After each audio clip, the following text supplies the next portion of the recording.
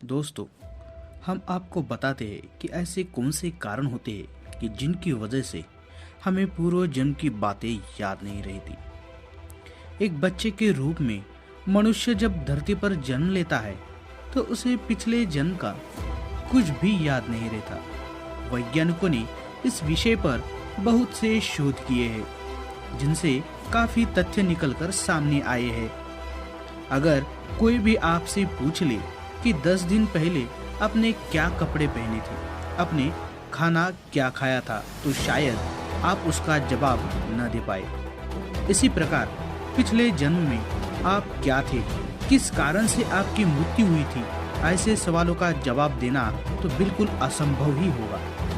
वैदिक वाटिका कॉम के अनुसार आइए जानते हैं कि आज हम आपको बताते हैं कि ऐसे कौन से कारण होते हैं कि जिनकी वजह से हमें पूर्व जन्म की बातें याद नहीं रहती। पिछले जन्म की बातों को याद रखना नामुमकिन है, जिसकी वजह है माँ के गर्भ में मौजूद असिटासिन नामक तत्व। बच्चे के पैदा होते ही असिटासिन गर्भ में निकल जाता है।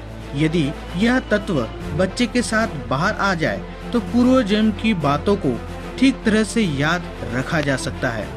प्रकृति ने मनुष्य का दिमाग भूलने के लिए बनाया है।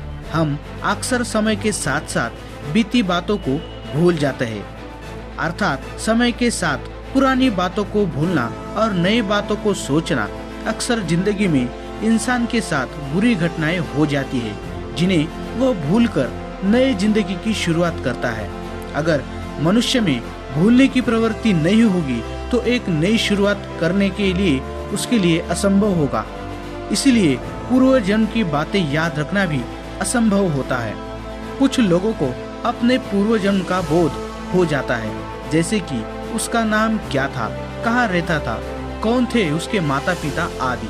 ऐसा कई बार हुआ है, लेकिन बहुत ही कम ये देखने को मिलता है। लेकिन इसमें भी कितनी सच्चाई है कहा नहीं जा सकता। अगर पिछले जन्म में हमारी मृत्यु किसी दुखद कारण की वजह से हुई तो नए जन्म में उसको याद रखने से मनुष्य फिर दुखी हो जाएगा और लगातार उसके दिमाग में पूर्व जन्म की बातें और अपने करीबियों का दुख घूमता रहेगा। हमारे शास्त्रों में भी साफ कहा गया है कि कर्मों से ही उसका अगला जन्म सुधरता है।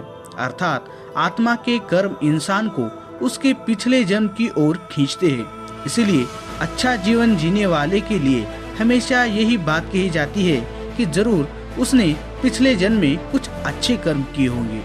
दोस्तों, तो आज के लिए इतना ही। इजाजत दीजिए। धन्यवाद।